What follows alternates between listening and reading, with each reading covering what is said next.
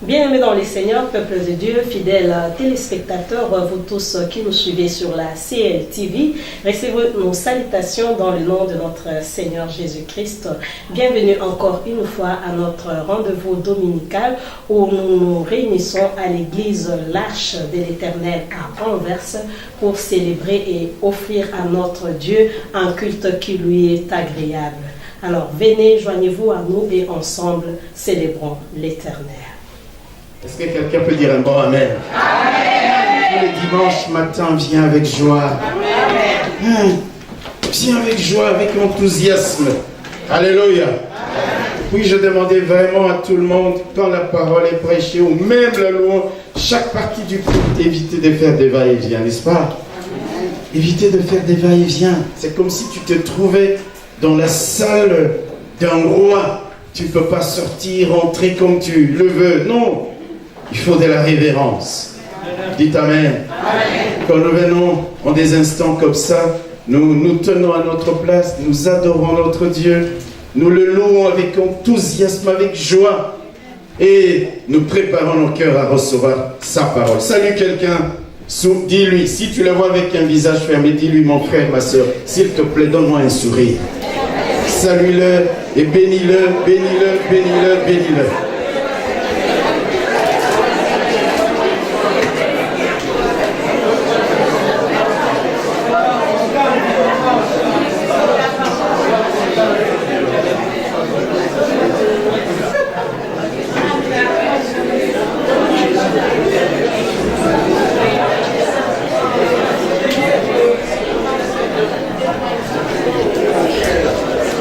Alléluia. Amen, amen. Quelqu'un est prêt ce matin à recevoir la parole? Si quelqu'un peut m'encourager ce matin, alors toi et moi nous serons bénis. Amen. Nous prenons nos Bibles dans l'évangile des Jean. C'est un texte sur lequel nous nous entretenons depuis quelque temps déjà. Rappelez-vous le dimanche passé, rappelez-vous à la veillée, c'est sur ce texte de Jean 21 que nous nous sommes entretenus. Jean chapitre 21. Jean chapitre 21. Et nous lisons du premier verset jusqu'au verset 11. Jean chapitre... Faites-moi toujours un signe quand c'est projeté. Merci beaucoup. La Bible dit donc ceci. Après cela, Jésus se montra encore aux disciples sur les bords de la mer des Tibériades. Et voici de quelle manière il se montra. Simon-Pierre, Thomas, appelé Didyme. Didyme, ça veut dire les jumeaux. Je ne sais pas s'il était jumeau, mais bon. Thomas, appelé Didyme, Nathanaël, de Cana, qu'on appelle aussi Barthélemy, en Galilée, les fils de Zébédée, que vous connaissez, Jacques et Jean, et deux autres disciples de Jésus étaient ensemble. Simon-Pierre leur dit, « Je vais pêcher. » Ils lui dirent, « Nous allons aussi avec toi. » Ils sortirent et montèrent dans une barque, et cette nuit-là, ils ne prirent rien. Le matin étant venu, Jésus se trouva sur le rivage, mais les disciples ne savaient pas que c'était Jésus. Jésus leur dit, enfant, en fait le mot original en grec, ça veut dire ami. Si c'est traduit par enfant, c'est exactement la même chose comme si vous disiez ami. N'avez-vous rien à manger? Ils lui répondirent non. Il leur dit, jetez le filet du côté droit de la barque et vous trouverez. Ils le jetèrent donc et ils ne pouvaient plus le retirer à cause de la grande quantité de poissons. Alors le disciple que Jésus aimait, vous connaissez ce disciple, n'est-ce pas? C'est Jean. Vous voyez, j'aime Jean. Parfois il ne cite jamais son nom. Il dit le disciple que Jésus aimait. Est-ce que Jésus n'aimait pas les autres disciples? Il les aimait. Il faut toujours savoir quelle est ta place dans les cœurs de Dieu. Quelqu'un n'a pas entendu ce que j'ai dit? faut être sûr de ta place dans les cœurs de Dieu. Dieu aimait tout le monde. Jésus aimait tout le monde. Il dit, il se fait appeler comme ça. Le disciple que Jésus aimait. J'aime ça. Alors le disciple que Jésus aimait dit à Pierre, c'est le Seigneur. Et Simon-Pierre, dès qu'il eut entendu que c'était le Seigneur, mit son vêtement et sa ceinture, car il était nu, et se jeta dans la mer. Les autres disciples vinrent avec la barque, car il était éloigné de terre, qui est d'environ 200 coudées. Une coudée, c'est à peu près 55 cm, multiplié par 200 coudées, ça s'appelle au bord du rivage. Verset 9e. Lorsqu'ils furent descendus à terre, ils virent là des charbons allumés, du poisson dessus et du pain. Jésus leur dit, apportez des poissons que vous venez de prendre. Verset 11, Simon-Pierre monta dans la barque et tira à terre le filet plein de 153 grands poissons, et quoique il y en eut tant, le filet ne se rompit point. Verset 12, Jésus leur dit, venez, mangez. Et aucun des disciples n'osait lui demander qui es-tu, sachant que c'était le Seigneur. Amen. Amen. Le thème de ce matin, je l'ai intitulé de l'échec aux surprises. Amen. Pas à la surprise, mais aux surprises au pluriel. Amen. De l'échec aux surprises. Et je voudrais même dire aux surprises agréables. Alléluia. Amen.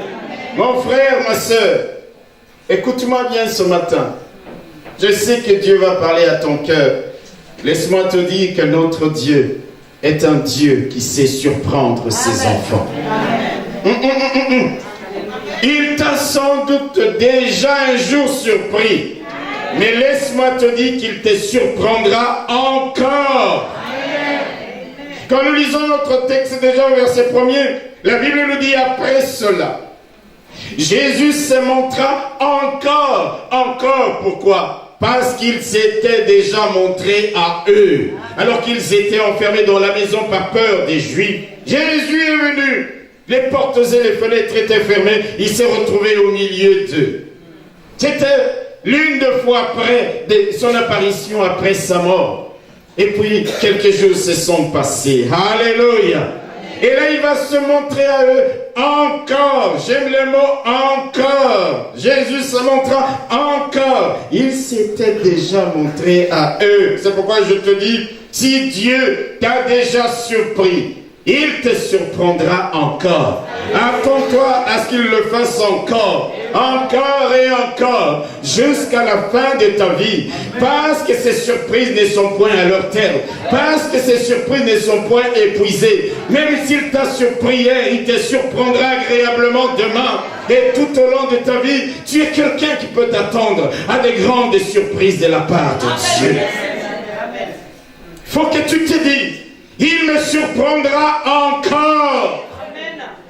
Il se révélera à moi encore. Il me parlera encore. Il agira encore. Et je le louerai encore. Et je le célébrerai encore. Parce que mes yeux verront encore et encore sa grâce et sa faveur dans ma vie. Alléluia.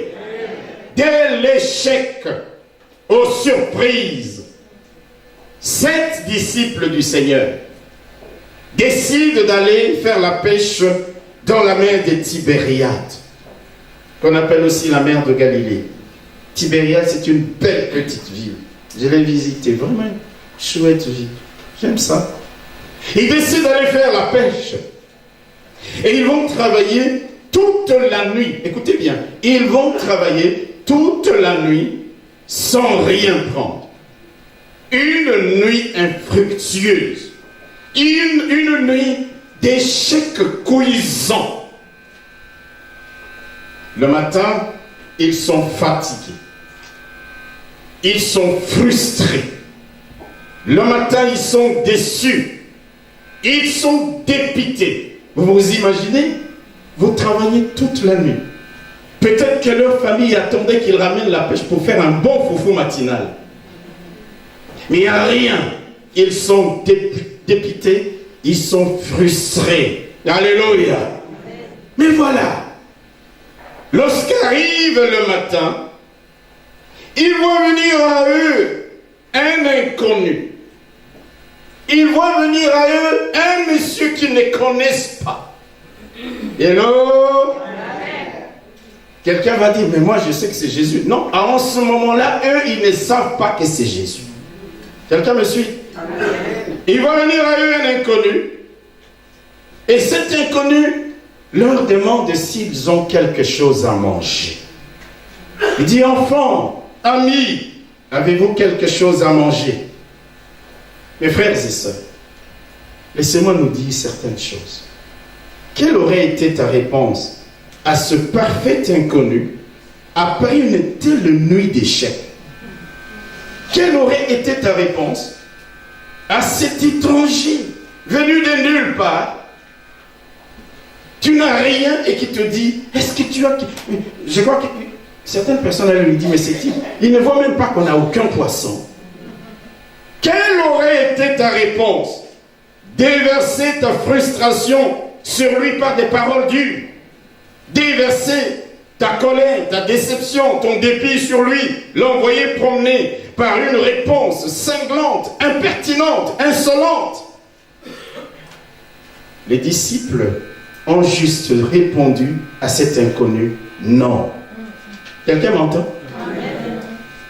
Vous savez, quand nous avons fait un travail qui nous frustre, nous sommes déjà en colère. Il suffit parfois que quelqu'un nous dise un mot, simplement un mot, pour que l'on vomisse toute notre vie. Ils ont travaillé toute la nuit. Il n'y a rien. Un inconnu qui par ailleurs voit, qui n'ont rien. Ah, les gens qui parlent les lingala les disent, Yangoyo Zomon à terre. Tu ne vois pas qu'on n'a pas à manger? Ça aurait été une réponse cinglante. Mais les disciples disent non, simplement non. Alléluia. Amen. Une réponse polie, une réponse douce. Dans 1 Pierre au chapitre 3, dans d'autres versions, la Bible dit dans cette version-là, montrez-vous courtois envers les autres, afin que vous héritiez de la bénédiction. Est-ce que je parle à quelqu'un? La Bible dit, montrez-vous poli à l'égard des autres, si vous voulez hériter de la bénédiction. Montrez-vous gentil, montrez-vous poli, montrez-vous bon. Est-ce que quelqu'un m'entend? Ils étaient frustrés. Mais leur réponse est une réponse polie. La courtoisie, mes frères et sœurs, que nous sert-il de parler en langue, d'être remplis du Saint-Esprit, de prêcher, de faire tous les miracles lorsque nous sommes impertinents, insolents, impolis? Les disciples nous donnent un exemple dans ce texte. Leur réponse a juste été non. Alléluia. La Bible dit dans Colossiens chapitre 4 que votre parole soit toujours accompagnée de grâce, assaisonnée de sel, afin que vous sachiez comment il faut répondre à chacun. C'est-à-dire, la Bible nous exhorte à avoir des réponses douces, des réponses respectueuses de la personne qui est en face de toi. Je parle à quelqu'un ce matin. Vous ne m'encouragez pas. La Bible nous parle de ces choses-là, mes bien-aimés frères et sœurs. Quel que soit ce qu'il y a en toi, ce qui bouillonne en toi, les déceptions, les frustrations que tu as connues le week-end, quand tu rencontres quelqu'un que tu parles avec lui, que ta parole soit assaisonnée de sel. Que ta parole puisse édifier la personne qui t'écoute. Que ta réponse soit une réponse polie. Les disciples ont juste dit non. Quel genre de disciples aujourd'hui sommes-nous, toi et moi, lorsque nous répondons aux autres par des injures? Lorsque nous répondons aux autres d'une manière méchante, impolie, indélicate, agressive, humiliante? Vous savez, mes bien-aimés frères et sœurs, il ne s'agit pas simplement de répondre à quelqu'un, parfois même le regard, n'est-ce pas? Il y a des gens, quand ils te regardent, il y a tout le mépris dans son regard. L'amour, il te fait qui te blesse profondément, qui t'abaisse profondément. C'est comme si cette personne était responsable de tous tes malheurs. Il pouvait rencontrer cet inconnu, ce parfait inconnu, et dire, écoutez monsieur, d'où tu viens? Et puis, est-ce que nous avons signé un contrat avec toi pour te nourrir au matin au bord de la plage de Galilée? Non, ils ont été gentils. C'est pourquoi la Bible dit, soyez courtois, parce que c'est en étant courtois que vous allez hériter des bénédictions. Amen. En étant poli, je voudrais parler aux jeunes gens, aux jeunes filles. Alléluia, nos enfants. Même quand maman est fâchée, sois poli. Les parents ne m'encouragent même pas. Même quand papa est fâché, tu peux toujours trouver un autre moment pour aller parler avec lui. Et lui dire, papa, pourquoi tu es fâché? C'était comme ça, comme ça, comme ça. Et papa peut te dire, oui, c'est vrai, tu as raison, je suis désolé. Amen. Et là, vous êtes bénis. Dites un bon amen. Il dit, soyez courtois, montrez-vous courtois, polis, gentils, bons envers les autres, afin que vous héritiez de la bénédiction. Que votre parole soit toujours accompagnée des grâces, assaisonnée de sel, pour que vous sachiez comment répondre. Comment répondre à cette personne qui est en face de moi, qui est mon aîné, qui est mon papa, qui est ma maman, qui est mon pasteur. Comment vais-je répondre? Alléluia. Ils ont dit non, monsieur. Nous n'avons rien à manger. Mes frères et sœurs, Dieu veut, et j'insiste, Dieu veut que nous soyons polis. Amen. Dieu veut que nous soyons courtois. Amen. Dieu veut que nous soyons raffinés. Amen. Dieu veut que nous soyons délicats dans notre manière de voir les autres, dans notre manière de répondre, dans notre manière de nous comporter. C'est en vivant ainsi, mes bien-aimés frères et sœurs, que nous serons héritiers des bénédictions. Imaginez qu'ils avaient rabroué cet inconnu par une réponse méchante. Heureusement que ce n'est pas arrivé. Ils ont été si gentils. Alléluia. Ils pouvaient l'envoyer promener, n'est-ce pas? Vous êtes d'accord avec moi? Malgré leur fatigue, malgré leur manque de sommeil, malgré leur déception, les disciples ont juste été gentils dans leur réponse. Alléluia. Amen. Et quand ce promeneur, cet inconnu, entend cette réponse, l'inconnu va leur dire quelque chose d'extraordinaire. Il dit, jetez le filet du côté droit de la barque et vous trouverez. Suivez-moi. Alléluia. Amen. Je vous rappelle, frères et sœurs, que jusque-là, les disciples ne savaient pas encore que c'était le Seigneur. Ils ne l'avaient pas encore reconnu. Et il leur dit, jetez le filet du côté droit de la barque et vous trouverez.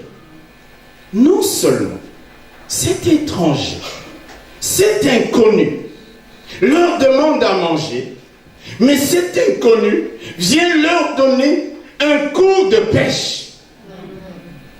À eux, qui sont attitrés, qui ont l'expérience de la pêche, qui connaissent la mer de Galilée ou le lac de Tibériade, à eux, non, je vous assure, certains, plusieurs au milieu de nous allaient dire, écoutez messieurs, d'où on se connaît d'abord?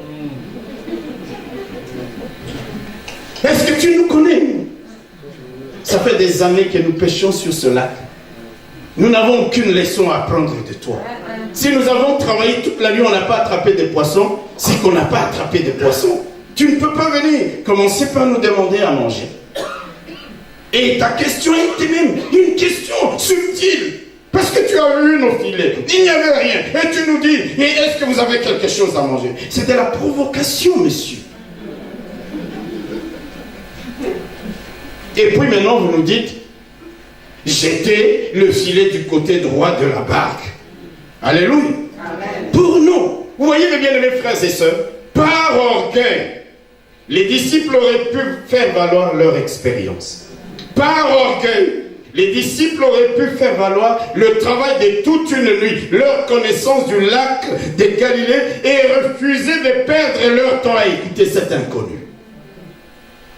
Vous savez, mes frères et sœurs, l'orgueil, la vanité, les prétentions ou les syndromes de tout savoir peut nous faire passer à côté des grandes choses.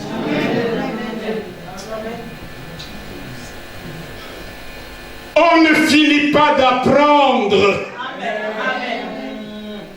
Et parfois même de ceux qui paraissent moins considérés. Oh, moi je connais. C'est ce que les disciples auraient pu faire. On ne finit pas d'apprendre. Si Naaman, les grands généraux syriens 4 étoiles, n'avaient pas écouté la petite esclave hébreu qui était au service de son épouse, il serait resté lépreux jusqu'à la fin de ses jours. Cette jeune fille lui a dit, a parlé à sa mère, elle dit, madame, peut-être que si le patron va voir le prophète qui est à Samarie. Alléluia.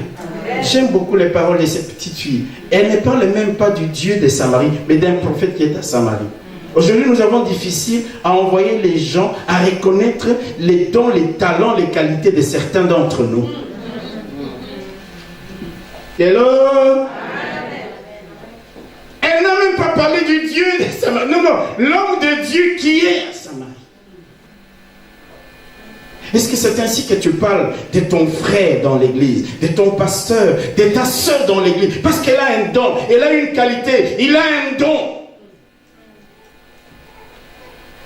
Si Naaman avec tous ses étoiles, ses galons, n'avait pas écouté la petite fille esclave, il serait resté lépreux et il serait probablement mort de la lèpre. Alléluia. On peut apprendre de n'importe qui. Les disciples, mais bien sûr, d'un autre côté, écoutez-moi bien, frères et sœurs, il ne faut pas non plus parler pour parler. Il y a des gens, ah oui, ils ne m'écoutent pas, mais écoute, il faut quand même que tu saches de quoi il est question. Quand tu parles, ce n'est pas parler pour parler. Quand tu parles, tu sais de quoi il retourne. Tu t'es documenté, tu as étudié, tu as reçu quelque chose sur ça, tu as une expérience sur ça. Quand je vois certains débats, parfois à la télévision ici ou ailleurs, les gens veulent juste être vus à la télévision, ils débattent, ils disent des choses qu'ils ne maîtrisent même pas. Mais ils veulent être écoutés. Mieux vaut se taire. Et là, vous passeriez pour un plus grand savant qui est d'exposer la folie de votre méconnaissance des choses. Mais quoi qu'il en soit, lorsque quelqu'un a quelque chose, nous pouvons apprendre de lui. Les disciples n'ont pas dit, mais nous, ça fait des années, nous avons l'expérience de la mer. Toi, tu es un parfait inconnu, on ne sait même pas d'où tu viens. Nous nous connaissons, nous, Tibériade après tout, Capernaum après tout. C'est comme des petites villes, on se connaît presque, tous les pêcheurs nous les connaissent. Mais toi, tu viens au matin, tu nous demandes à manger et tu vas beaucoup plus loin en nous disant, jetez les filets. Tu nous donnes un cours de pêche ou quoi? Depuis quand? Dans quelle université tu as été? Les disciples ont juste obéi à ces parfaits inconnus. Ils n'ont pas rejeté son conseil. Ils n'ont pas discuté. Résultat, alléluia. Résultat, ils vont vivre la première surprise de la journée. Parce que j'ai parlé de surprises au pluriel. Il faut que quelqu'un me suive ce matin. Dis un mot, amen. Amen. Résultat, ils vont vivre la première surprise de la journée. Une prise des 153 gros poissons. 153 gros poissons. Je ne sais pas pourquoi 153. Certains savants disent que c'est à cause de langues qui à cette époque-là étaient parlées dans le monde. On parlait 153 langues à travers le monde entier. Le symbole d'un poisson par tribu, par nation. Peu importe. Mais il y avait 153 gros poissons. Alléluia. C'est qu'ils n'ont pu avoir en une nuit de travail. C'est qu'ils n'ont pu avoir en une nuit d'efforts déployés, conjugués. Ils l'ont eu en un laps de temps bref. Ils l'ont eu en un instant. Ils l'ont eu en un instant, mon frère, ma soeur. Dieu peut te donner en un temps record. C'est que tu n'as pas pu avoir pendant des années de dur labeur. C'est pourquoi lorsque tu vis, tu peux toujours te dire, les échecs de l'année passée ne signifient pas toujours échec pour aujourd'hui et toujours échec pour demain. Ne dis pas, ça fait 20 ans que je prie, oh je ne sais pas quoi. Non, Dieu peut te donner en un laps de temps ce que tu n'as pas pu obtenir pendant des années, pendant des mois, pendant... Oh, est-ce que je parle à quelqu'un? Quand nous lisons Exode au chapitre 12, la Bible nous montre qu'en une nuit, les enfants d'Israël ont dépouillé les Égyptiens sur simple demande. Ils ont vécu en Égypte pendant plus de 400 ans sans connaître ce que ça veut dire que l'or, sans connaître ce que ça veut dire des vases d'argent, sans qu'on possédait des véritables manteaux. Mais en une nuit, lorsqu'ils vont quitter le pays d'Égypte, Dieu va leur faire trouver grâce aux yeux des Égyptiens et ils vont les dépouiller. En une nuit, ils ont possédé ce qu'ils n'avaient jamais possédé pendant plus de 400 ans. Quand tu marches avec Dieu, chaque jour de ta vie, ne vis pas avec une mentalité de perdant. Tu vis avec une mentalité de celui qui a de l'espérance. En une nuit, ils ont eu des vases d'or, ils ont eu des vêtements, ils ont eu des manteaux, ils ont eu des vases d'argent dont ils n'avaient jamais vu la couleur pendant plus de 400 ans de vie en Égypte. Vous savez pourquoi? Parce que la Bible dit, ils ont trouvé grâce aux yeux de l'Éternel. Quand tu as trouvé grâce, et laisse-moi te dire à quelqu'un, il y a des gens qui n'ont pas compris que toi et moi, nous sommes dans la grâce. Nous avons trouvé grâce. C'est simplement question de les comprendre et de vivre par la foi pour posséder ce que Dieu a promis. Toute une nuit, ils n'ont rien eu. Mais en très peu de temps. Alors je le répète, Dieu peut te donner en une nuit ce que tu n'as pas pu avoir depuis des années. Dis Amen. Amen. Il peut changer ta nuit d'échec en un matin de surprise. Amen. Mais cela étant, je ne voudrais pas que quelqu'un me comprenne mal. Ça ne veut pas dire que nous les chrétiens, nous devons rester les bras croisés à attendre que la bénédiction tombe du ciel. Non, non. Dieu nous appelle à être des bosseurs. D'ailleurs, vous allez remarquer que les disciples, malgré l'absence des résultats, ils ne sont pas rentrés à 2 h du matin, ils ne sont pas rentrés à 3 h du matin, ils ne sont pas rentrés à 4 h du matin. Malgré l'absence des résultats, ils ont continué à bosser. Dieu récompense toujours le travail.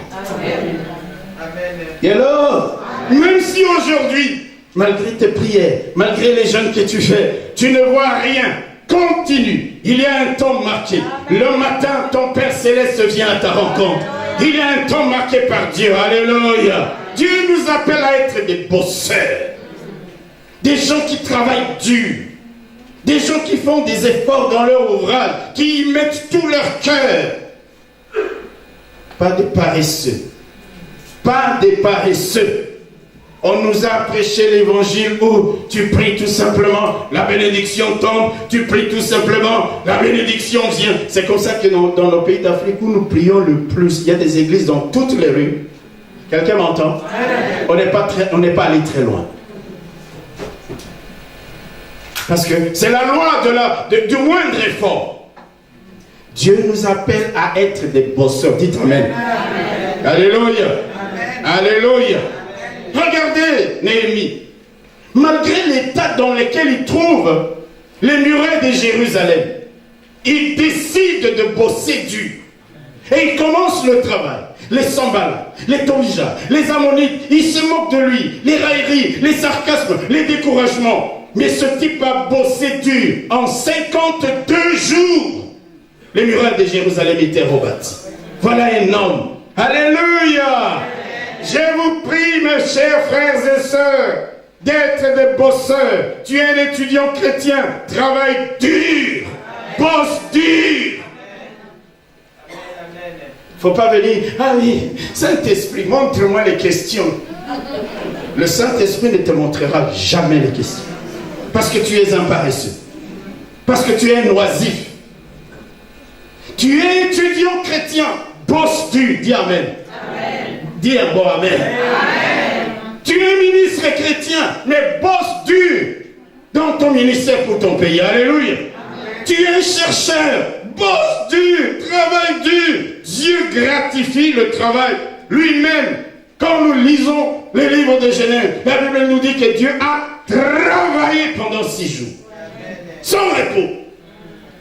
Et aujourd'hui, on veut nous faire croire que nous pouvons juste... Je travaille un peu, et je lis un peu, j'étudie un peu, j'ai la Bible de 500 pages, je lis 10 pages, mais je vais à l'examen en disant, Saint-Esprit, aide-moi. Tu sais que je suis un enfant de Dieu. Je chante à l'équipe de louange. Montre-moi, aide-moi, donne-moi la réponse. Il ne te donnera aucune réponse. Parce que tu es un paresseux. Les disciples, malgré l'absence des résultats, ils ont continué à travailler. Quelqu'un peut dire Amen. Ils ont continué à bosser. Ils ont continué à travailler.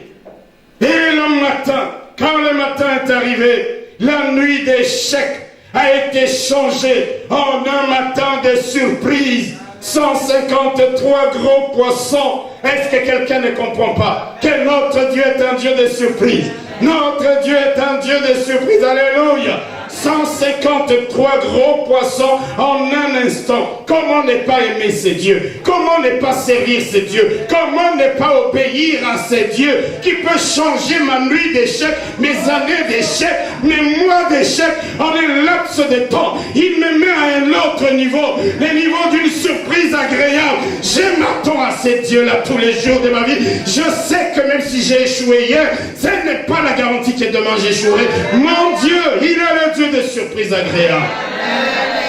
Amen. Ça, c'était la première surprise.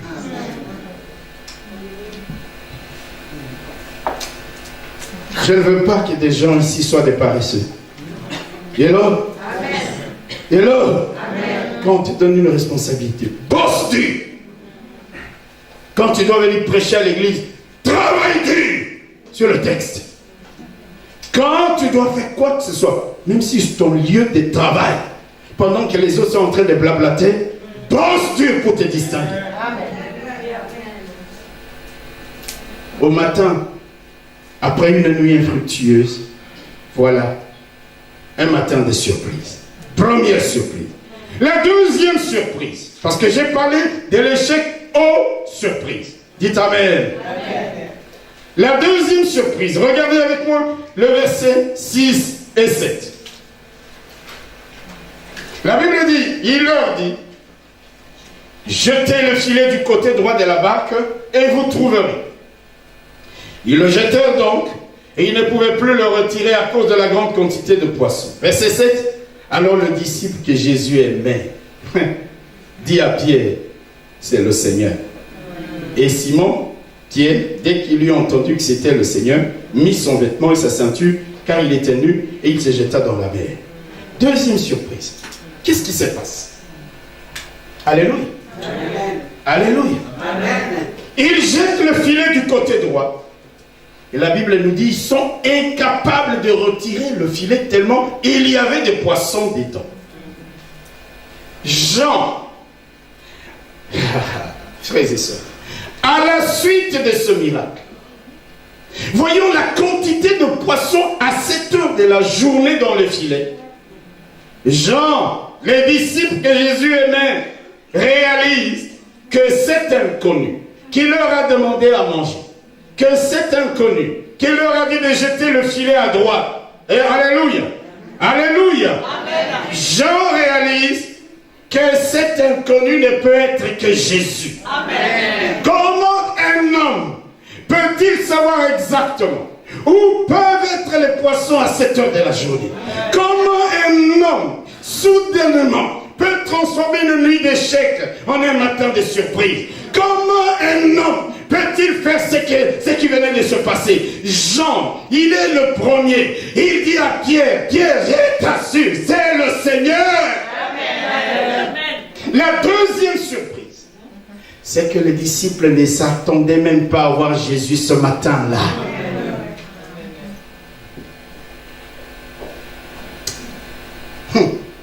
Il dit, c'est le Seigneur. Jésus était là, devant eux, en chair et en os. Il était là, pas pour se promener sur la plage. Il était là, pas pour faire du footing au bord du rivage. Non, non, non. Il était là pour changer leur échec en succès. Il était là pour changer leur défaite en réussite. Il était là pour changer leurs larmes en chant d'allégresse. Il était là pour changer leur frustration en joie immense. Il ne s'attendait pas à le voir ce matin-là. Quelle surprise! Le Seigneur lui-même, en chair et en os. Amen. Il y a des moments où nous ne savons pas reconnaître le doigt de Dieu. Jean, il dit non, quel est cet homme qui peut dire avec une telle exactitude, jetez le filet à droite et il y a autant de poissons? Non, non, non, non, Pierre, non, Pierre ne me dit, non, non, c'est le Seigneur. Amen. Pierre, en ce moment-là, les écailles lui tombent des yeux. Il était en petite culotte. Il est obligé de prendre son vêtement et de se jeter à l'eau pour couvrir sa nudité. Hypocrite.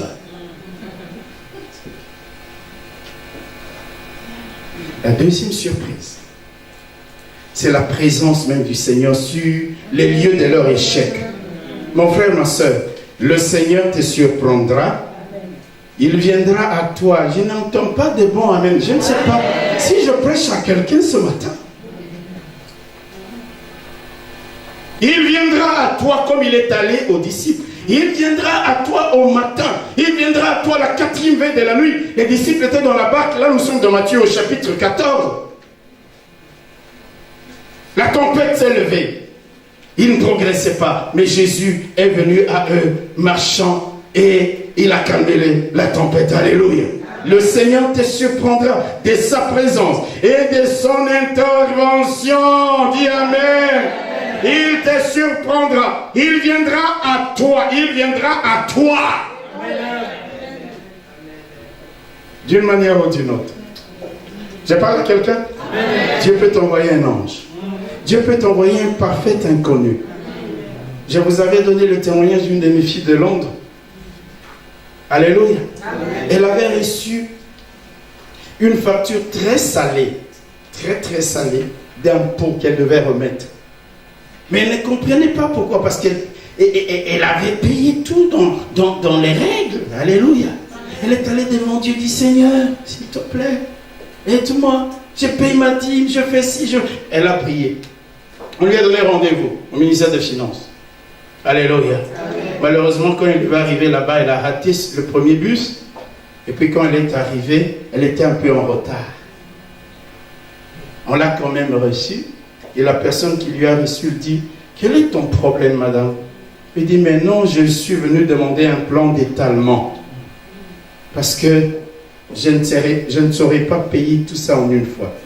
La dame la regarde et lui dit, mais pourquoi tu vas demander un plan d'étalement pour une si petite somme? Il dit, non. Elle lui montre les papiers. Il dit, mais madame, avant que tu n'arrives ici, il y a un monsieur qui avait les dossiers que tu as en main. Nous avons recalculé avec ce monsieur-là et on a constaté qu'on t'a taxé indûment. On a corrigé. Tu n'as plus qu'un tout petit. Il dit, madame, moi je ne connais pas ce monsieur. Il dit, mais madame, vous voulez me prendre pour qui? Elle retourne l'écran de l'ordinateur et dit, regarde, il y a à peine quelques minutes avant que toi tu n'arrives, quelqu'un est venu ici avec le dossier que tu as en main. Est-ce que je parle à quelqu'un? Et puis on a recalculé. Vous vous imaginez en ce moment-là, cette sœur réalise que que la personne qui avait les dossiers. Quel est cet homme qui pouvait avoir ces dossiers? Est-ce que je parle à quelqu'un? Quel est cet homme qui pouvait discuter de son cas? Quel est cet homme qui pouvait dire jette le filet à droite? Elle sort dans le couloir, elle se met à genoux, elle lève les mains, elle commence à prier. Il y a quelqu'un qui est venu qui dit, est-ce qu'on ne doit pas appeler l'ambulance parce que madame est toquée dans sa tête? Dieu viendra à toi. Il te surprendra. Il défendra ta cause. Il se battra contre tes ennemis. Au moment où tu t'y attends le moins, alléluia, il viendra à toi. D'ailleurs, écoute-moi bien. Même quand tu ne le vois pas, même quand tu ne le sens pas, même quand tu ne le reconnais pas, il est là. Il s'appelle Je suis, alléluia. Il est là, alléluia. J'aime Jacob. Quand nous lisons dans Genèse au chapitre 28, vous savez, il arrive à un endroit où il se couche. Et Dieu lui donne la vision de l'échelle dont le sommet touchait le ciel et la terre, n'est-ce pas? Vous connaissez l'histoire dans Genèse au chapitre 28. Vous pourrez aller lire ça chez vous à la maison. Et Dieu lui donne la vision de cette échelle où les anges montaient et descendaient. Il était tellement émerveillé que lorsqu'il s'est réveillé, vous savez, c'est les paroles qu'il a dit. Il dit, certainement l'Éternel est en ces lieux et moi je ne le savais pas. Je voudrais dire à quelqu'un, certainement l'Éternel est avec toi dans ton combat, mais tu ne le sais pas. Certainement l'Éternel est avec toi dans cette tempête que tu traverses, mais tu ne le sais pas. Certainement l'Éternel est avec toi dans les déserts que tu traverses, mais tu ne le sais pas. Parce qu'il a dit, je ne t'abandonnerai jamais, je ne te délaisserai jamais. L'Éternel est avec toi dans ce que tu subis actuellement. Le temps vient, le matin arrive, les jours favorables arrivent, les jours du salut arrivent. Et l'Éternel vient à toi. Et avec lui, il y a la victoire, il y a la bénédiction, il y a la délivrance, il y a l'élévation, il y a 153 poissons dans ton filet.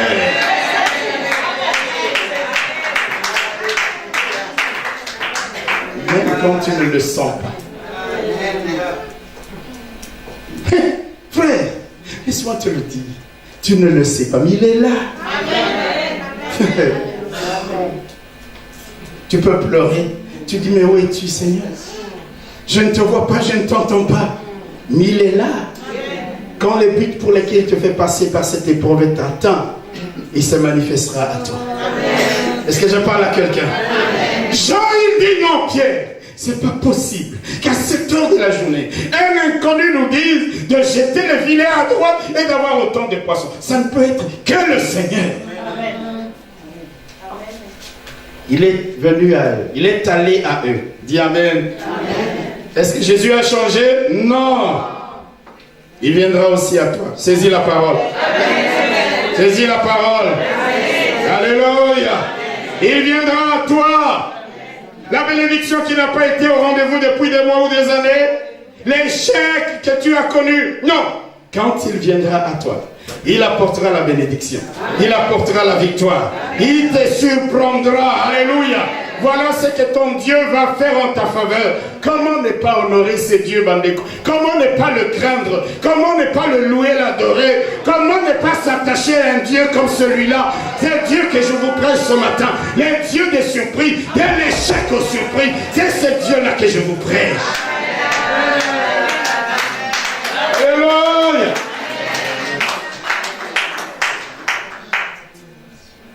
La première surprise a été 153 gros poissons. La deuxième surprise a été la présence même de Jésus là-bas. Maintenant, nous allons voir la troisième surprise. Regardez avec moi, dans le texte que nous avons lu. Évangile de Jean, chapitre 21. Et nous lisons le verset 9. Et le suivant. La Bible dit, lorsqu'ils furent descendus à terre, lorsqu'il fut descendu à terre, les disciples, ils virent là des charbons allumés, du poisson dessus et du pain. Jésus leur dit, apportez des poissons que vous venez de prendre. En fait, Jésus ne leur a pas demandé le poisson pour le griller. Non, non. En fait, ici, quand il dit apporter le poisson que vous venez de prendre, Jésus leur disait, comptez le nombre de poissons que vous avez eu. Ça n'a rien à voir. Verset 11. Simon monta dans la barque et tira à terre le filet plein de 153 grands poissons et qui l'ont eu. Le filet n'était rond. Jésus leur dit, venez manger. Amen. Troisième surprise. Quand tu as travaillé toute la nuit, tu as faim, tu es fatigué, tu es dépité. Est-ce que je parle à quelqu'un? Tu as besoin d'être renouvelé physiquement. Et tu sors de là. Non seulement tu fais la pêche miraculeuse. Et puis il y a la deuxième surprise. Le Seigneur dont vous, que vous avez douté à un moment donné, il vient, il paraît, il disparaît. Il est là. Et puis la troisième surprise, il y a un barbecue sur la plage.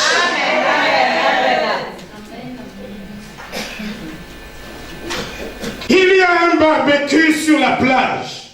Et frères et sœurs, il y avait sur des charbons allumés. Il y avait du poisson.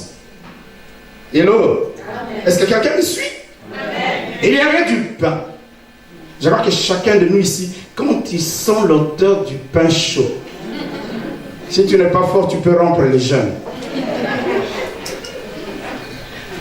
Il y en a qui aiment les baguettes. Ils sont terribles. Hein? Quand ils sentent l'odeur d'une baguette chaude. Est-ce que quelqu'un me suit? Amen. Et il trouve sur le bord du riba, sur le riba, sur la plage, il y avait sur des charbons allumés. Et là, vous savez, la plupart d'entre nous ici, nous savons, il y a un poisson qu'on appelle le poisson de mer, là, qu'on appelle la mer d'une manière vulgaire. Quand vous le préparez à l'eau, c'est différent de quand vous le braisez. Ah, non, vous ne dites pas Amen. Quand vous le mettez sur des charbons, macal, ardent, vous le braisez.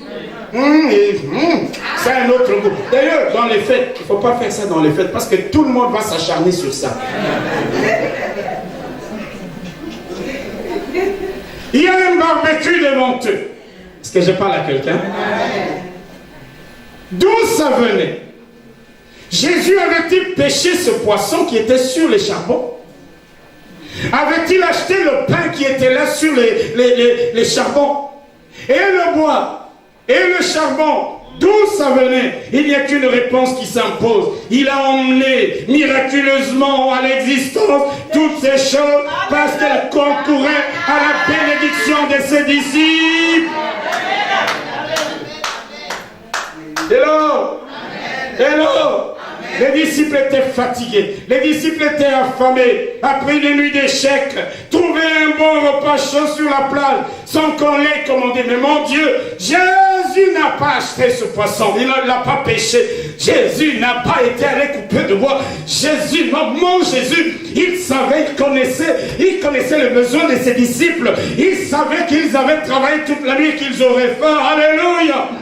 Et il a amené miraculeusement à l'existence le poisson, le pain, les braises, comment tout ce que vous voulez ces jours-là, pour que les barbecues soient prêts. Il a emmené à l'existence. Ton Dieu, lorsqu'il est question de te bénir, il appellera dans ton existence même des choses qui n'existent pas. Il les matérialisera. Il les mettra au-devant de toi. Parce qu'il est question en ce moment-là de te bénir. Ne lui demande pas Jésus dans quel marché tu as acheté le poisson. Ne lui demande pas Jésus dans quel marché tu as acheté le charbon. Il aura matérialisé ces choses. Parce qu'il veut te bénir et il te bénira. Il te surprendra.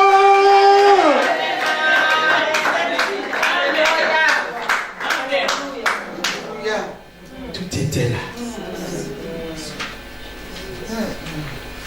Seigneur, vous savez, les disciples ne lui ont pas demandé ça. Est-ce qu'ils avaient téléphoné à Jésus? Alors, Seigneur, nous sommes là à la pêche. On constate que la météo n'est pas bonne. Jusque-là, aucun poisson. Le matin, nous serons fatigués. Est-ce qu'il n'y a pas moyen, Seigneur, de préparer quelque chose pour nous? Rien de tout ça. La Bible dit dans le livre d'Ésaïe, avant qu'il m'invoque, je répondrai. Avant Avant qu'ils aient cessé de parler, j'exaucerai. C'est ce qui est arrivé aux disciples ce jour-là.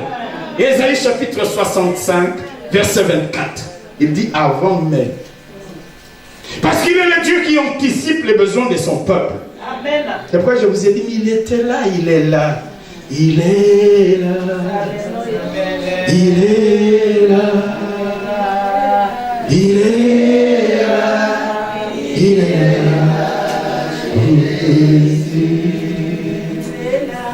Il est là. Il est là. Il est là. Avant qu'ils m'invoquent, je répondrai. Avant qu'ils aient cessé de parler, j'exaucerai. Alléluia. C'est ce qui t'arrivera. Dis Amen. Dieu te surprendra. Tout sera déjà prêt devant toi. Il dressera déjà une table en face de tes ennemis. Alors j'aime ça. Alléluia. Quand la Bible dit dans le psaume 23 qu'il dressera une table, c'est pas parce que toi tu lui as demandé, mais parce que lui-même, il a vu l'humiliation que tu as connue. Et il a gardé tes ennemis en vie. Il pouvait leur ôter la vie. Il dit non, non, non, non. Il faut qu'ils vivent. Parce que le temps vient où moi-même, le roi des rois, je deviendrai le serviteur de mon fils. Je deviendrai le serviteur de ma fille. Pour dresser une table en face de ses ennemis, en face de ses adversaires, afin que le temps de l'humiliation soit changé en temps d'élévation. Ah! Je vois le Seigneur sur la plage, avant même que les disciples ne viennent. Et il dispose les braises. Le roi des rois. Amen. Est-ce que tu sais que Dieu travaille pour toi? Amen. C'est incompréhensible, le chef, le roi des rois. C'est pourquoi il y a des moments quand nous avons compris l'évangile à un certain niveau. Ça ne sert plus à rien d'être orgueilleux. Amen. Dites Amen. Amen. Dites un bon Amen. Dites un bon Amen. Il est là comme serviteur. Mon Dieu. Ça t'arrivera une telle surprise. Amen. Et là, tu ne vas pas courir après la bénédiction. Elle sera déjà là. Vous voyez, quand Abraham monte sur le mont Morija, il doit sacrifier son fils Isaac. Et là, quand il est sur le point, la Bible nous dit, dans Genèse au chapitre 22, il y avait déjà, sur le sommet de la montagne, un bélier qui était retenu par les cornes. La bénédiction l'attendait. Est-ce que je parle à quelqu'un? Est-ce que je parle à quelqu'un? Il y aura des moments où tu n'auras plus à courir après la bénédiction. Elle t'attendra au bord du lac. Elle t'attendra devant ta maison.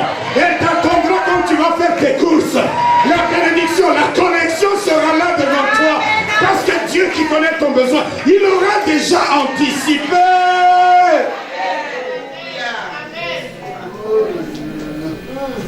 Ils n'ont pas demandé les barbecues. Et les barbecues étaient déjà là. Dieu anticipera tes besoins avant même que tu n'aies fini de parler. Avant même que tu n'aies fini de prier. Dis Amen. Dis Amen. Il t'aura exaucé. Comment ne pas suivre un tel Dieu? Comment ne pas chercher à invoquer un tel Dieu? Comment ne pas s'attacher à un tel Dieu? Comment ne pas écouter un tel Dieu? Délécher aux surprises. Alléluia. C'est ce que tu vivras, je te prophétise.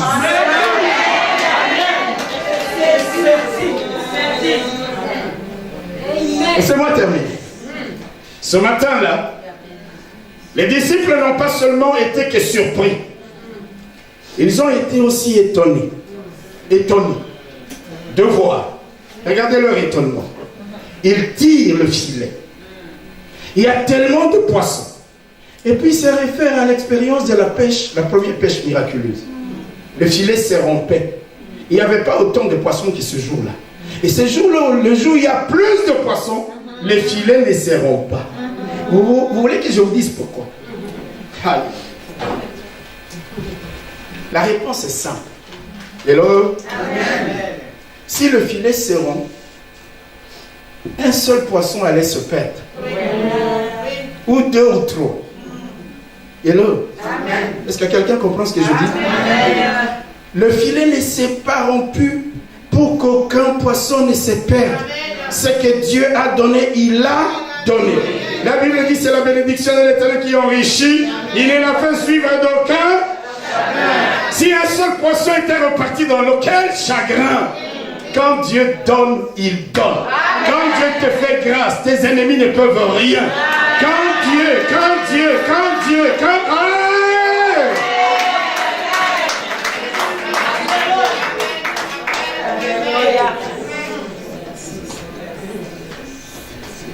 C'est que tu as en main.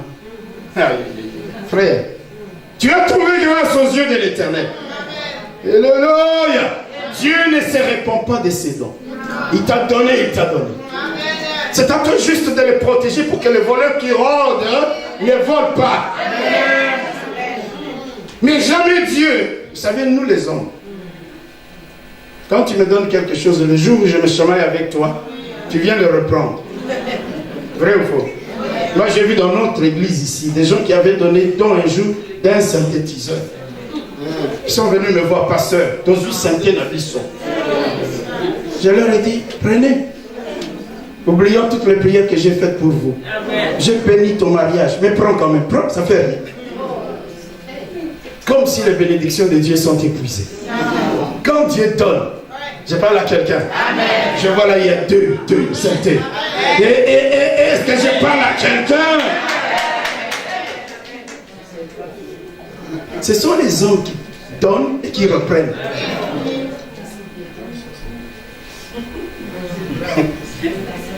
Il te donne, les jours où tu as des problèmes avec lui, il dit, pèse à ma blonde. Donne-moi. Alléluia. Mais Dieu, malgré la grande quantité de poissons, le filet ne peut pas se rompre pour que pas un seul poisson qui leur a donné ne leur échappe. Il n'est pas celui qui vole, c'est le diable qui vole. Il rôde, mais comme Dieu t'a donné, il t'a donné.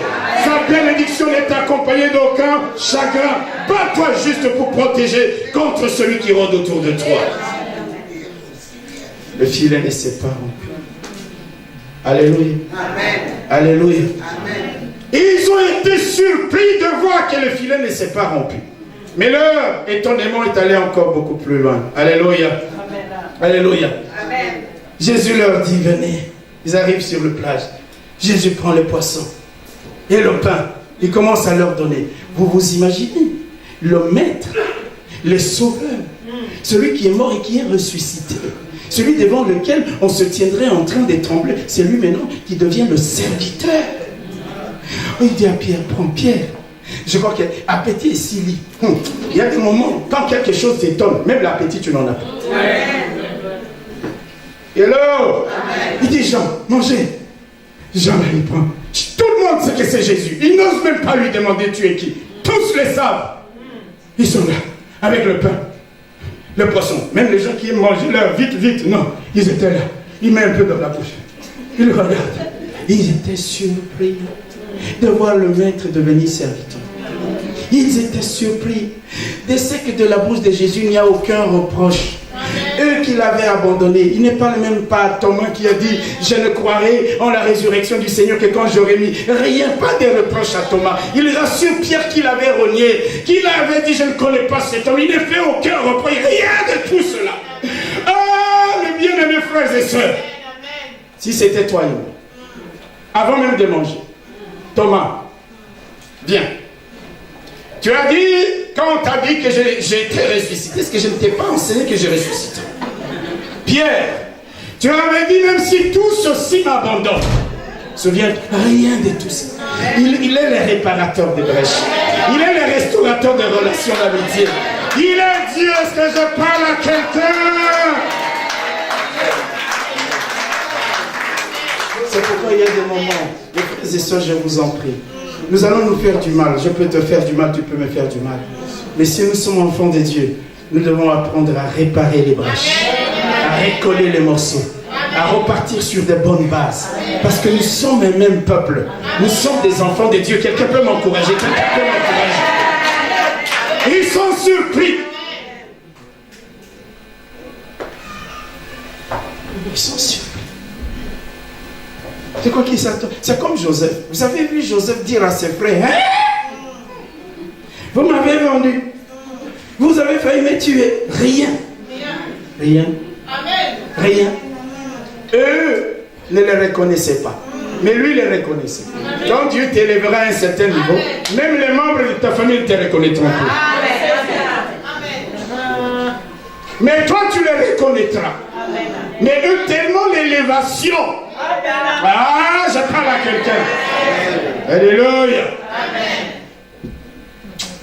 Ah, Seigneur. Vous savez, le monde juge différemment. Un jour, je rencontre, à l'époque, c'était une femme qui était ministre de la justice ici de ce pays. On me présente à elle. Ah, puis, et puis elle me dit, ah bon, c'est vous, monsieur Yalé? J'ai dit, oui, madame la ministre. Et puis elle me dit, je ne pensais pas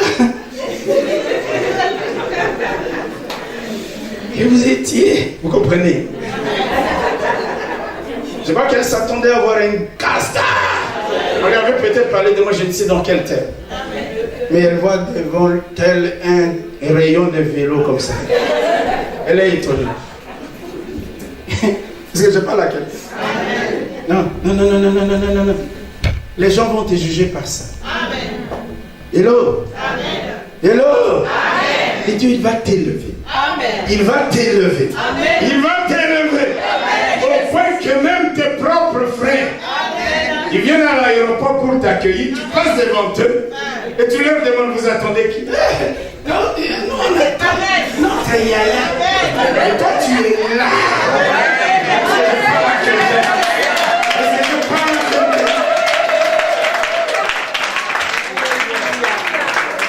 Les disciples étaient étonnés. Hello. Leur maître s'est comporté en serviteur. Il a balayé les doutes de Thomas. Il a rassuré tous les disciples qu'il avait abandonnés, en particulier Pierre qu'il avait enlié 3 fois. Il ne leur a pas parlé du fait qu'ils sont rentrés à leur ancien job. Non. Il leur a dit, mes amis.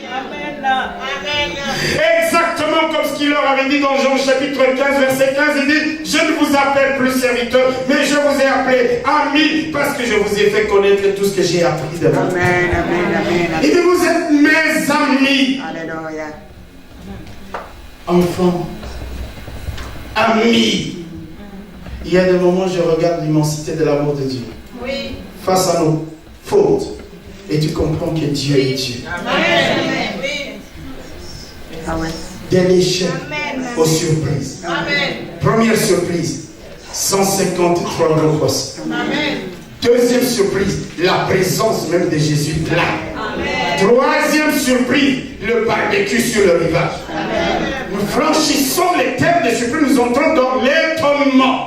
Le maître qui devient le serviteur. Aucun reproche de sa part. C'est Dieu-là. Ne vaut-il pas la peine qu'on s'attache? Ne vaut-il pas la peine quand nous venons dans sa maison de le louer, de le célébrer?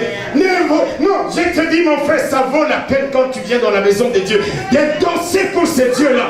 Parce que tu sais qu'il te fera passer de l'échec aux surprises, des défaites aux surprises, de la maladie aux surprises. Il t'élèvera, il est là, il sera avec toi, il agira en ta faveur, rien ne l'arrêtera. Parce que tu as trouvé grâce à ses yeux. Parce que tu as trouvé grâce à ses yeux. Et oh, il te fera passer de l'échec aux surprises. Que Dieu vous bénisse. Fidèles téléspectateurs, merci pour votre fidélité à la CLTV. J'espère que vous avez été bénis par ce culte. Vous avez encore des questions ou vous voulez réagir, alors n'hésitez pas à me contacter au numéro qui s'affiche au bas de l'écran. Dieu vous bénisse. Au revoir.